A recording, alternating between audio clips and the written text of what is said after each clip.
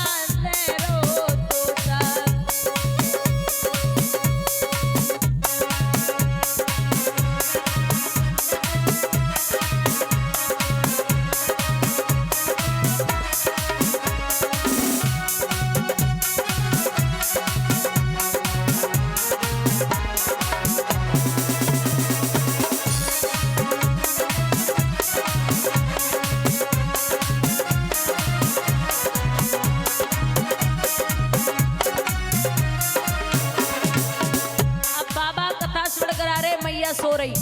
अचानक बाबा ने देखा, एक बार चेक कर ले सो रही है जाग रही है। तो मैया तो नींद ले रही। जब नींद से गौरा जागी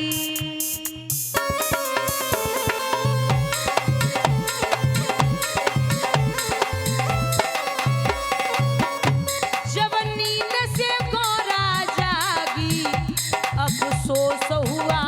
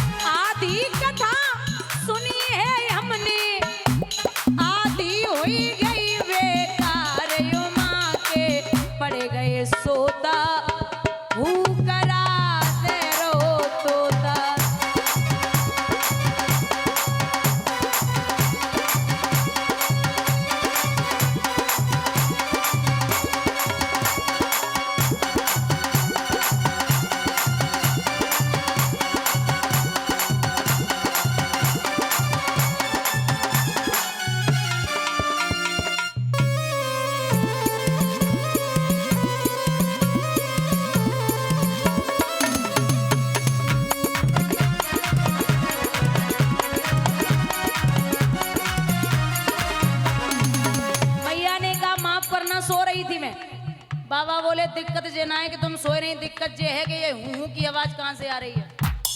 अचानक ऊपर निगाह डाली, एक सुख छोटा सा बच्चा कथा श्रवण कर रहा। बाबा बोले ये है चोर, जिंदा नहीं छोड़ सकता। अब तोता आगे आगे, बाबा पीछे पीछे व्यास जी के घर तक पहुंच गए। व्यास जी की पत्नी अट्टे पर खड़ी, अचानक जमाई आई है। तोता हवा के रूप में पेट में प्रवेश कर गया। व्यास जी से बोले, अरे ओ व्यास जी, बोले हमारे यहाँ से एक चोर चोरी करके आया है।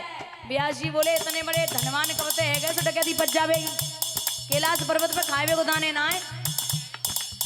उड़ते उड़ते तोता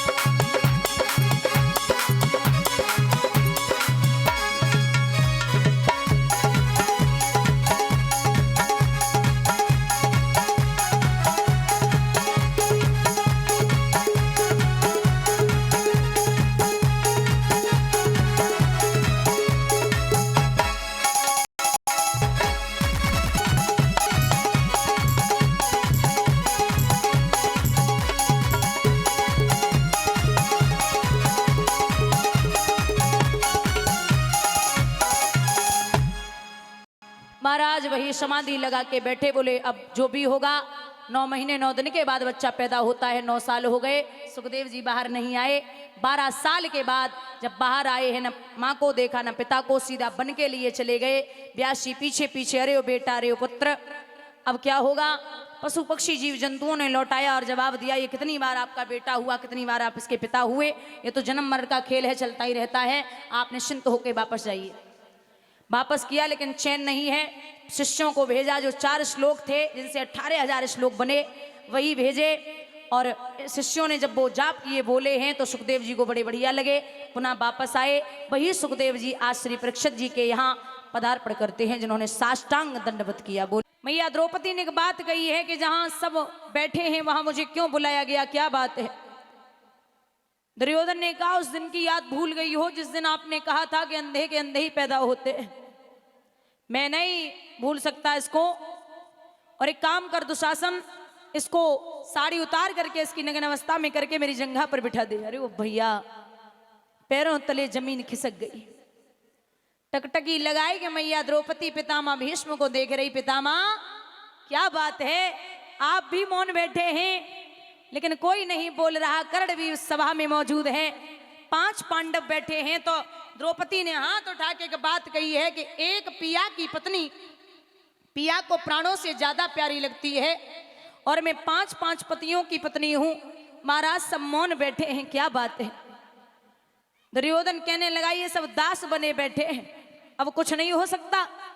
1000 व्यूज को 1 मिलियन व्यूज में बदल दोगे अगर मेरी बात सुनी तो। हमारा देश इतना बड़ा है, तो 1 मिलियन व्यूज लाना कौन बैठे हैं, क्या बात है। दुर्योधन कहने लगा, ये सब दास बने बैठे हैं, अब कुछ नहीं हो सकता।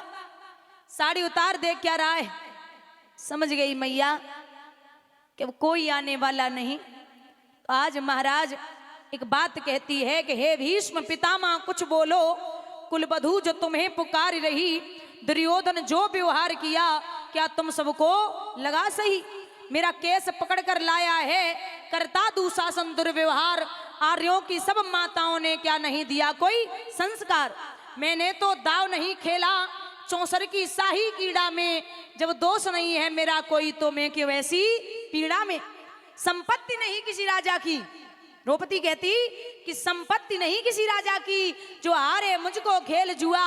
दादा तुम तो नीति प्रिय हो, फिर क्यों मूलाचार हुआ। द्रौपदी ने बारी बारी से प्रश्नों का ढेर लगा डाला। धृतराष्ट्र द्रोड़ा के मानो मुख पे लगा ताला।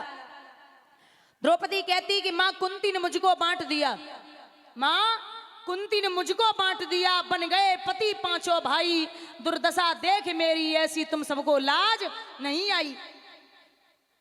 मैं समझी थी बड़भागन हूं, रणवीरों की मैं सबला हूं, पर अब ऐसा लगता है डरपोकों की मैं अबला हूं। है गदा कहां, गांडीव कहां, क्या जंग लगी तलवारों को। 100 धिक्कार मेरा, धिक्कार तेरे हथियारों को। और एक बड़ी प्यारी बात कहती है द्रौपदी कि आप सब मौन बैठे तो क्या हुआ। हुआ का 5 कावल छीर तो क्या, बारी बहना हुआ 5 कावल छीर तो क्या। मेरे कृष्ण अकेले काफी हैं, वो दंड नीच आता ताई को कभी न देते माफी है। जो पता लगा मेरे वीरन को, चढ़ वरना देर लगाएंगे। नंगे पैरों हिरणागत से मेरे वीर कन्हैया आएंगे। नई भगनी में लाचारों की, भगनी माने बहन, नई भगनी में लाचारों की मधुसूदन मेरा भाई है। लगता है दुशासन दुर्योधन तेरी मौत यहाँ पे आई है। होती है प्रकृति वक्र जहां कोहराम वहां मच जाता है। केशव अगर हथियार उठा ले तो काल भी ना बच पाता है। जो भैया सभा मध्य तो कोई नहीं बच पाएगा। जब चक्र सुदर्शन चालेगा सब ही धूली मिल जाएगा। ना बने निपूती माँ तेरी, कौरव सुत गढ़ कुछ गौर करे। अतिशय अचंब अपराध किया, ना सर मृत्यु का मोर धरे। इतना सुन गर्जा दुर्योधन, दुशासन देर लगाओ ना। निर्वस्त्र करो पांचाली को, जंघा पे मेरी बिठाओ ना। अग्रस आज्ञा पाकर के दुशासन पटको रहा खींच। द्रौपदी अधीर हुई मन में, साड़ी हाथों से रही खींच। बराबर साड़ी को पकड़ के खींचने लगी। अच्छा, द्रौपदी जब आवाज लगाई रही ना कान्हा को, और एक बात कही है कि भैया तुम्हें एक बात बता दें, हम तो नगिन पैदा हुए थे और नगिन हो भी जाएंगे तो मेरा कुछ नहीं बिगड़ेगा। बुजुर्ग बैठे हैं दादा, कहती है कि हम नगिन पैदा हुए थे और नगिन हो भी जाएंगे तो मेरा कुछ नहीं बिगड़ेगा कान्हा, लेकिन जब एक बहन की या बेटी की इज्जत जाती है तो सबसे ज्यादा असर भाई पर बाप पे पड़ता है। कान्हा, अगर आज हमारी साड़ी उतर गई ना तो तुम्हारी 2 पैसा की रह जाएगी। कृष्ण, तुम्हें ना पता हमारा आपके अलावा कोई नहीं है। कृष्ण सम्मोहन बैठे हैं। एक बात बोलूं दादा, कृष्ण चौसर खेल रहे द्वारिका नगरी में, और चौसर खेलते खेलते कृष्ण के कानों में जब बहन की आवाज पहुंची सो कन्हैया भाग के चौखट तक, फिर चौसर तक, फिर चौखट तक। सो रुक्मणी बोली, का बात है नाथ, मन ना लगे रहो का?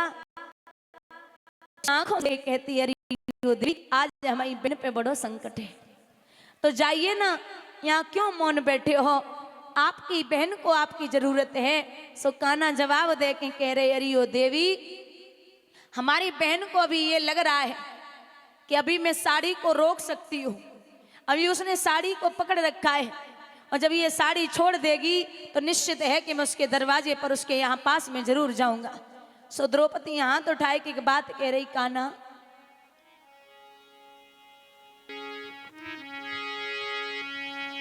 खींचे खींचे रे दुशासन मेरो चीर, अरज सुनो बनवारी।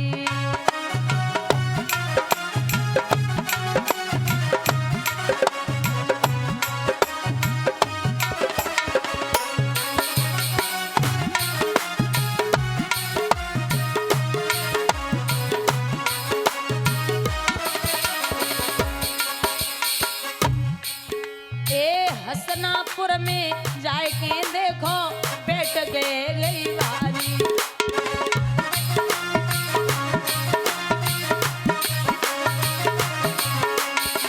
कौरव पांडव सभा बीच में गिरी द्रौपदी नारी, कोई नहीं है धरैया वीर, अरज सुनो ए तकारी।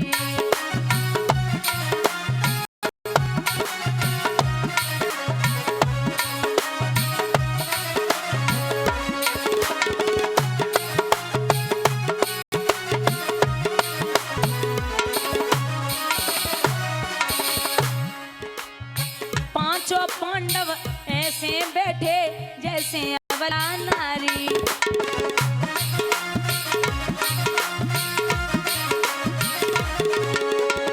पांचों पांडव ऐसे बैठे जैसे अबला नारी।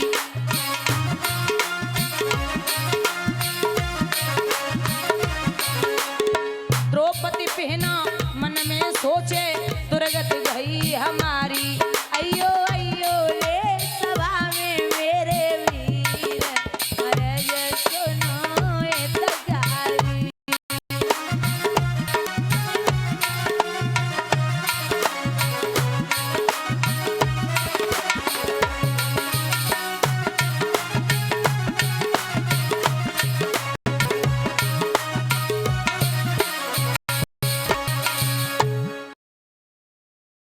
जो भी बकवास आपको खरीदना आप खरीदो, लेकिन सुपर मनी UPI से पे करो।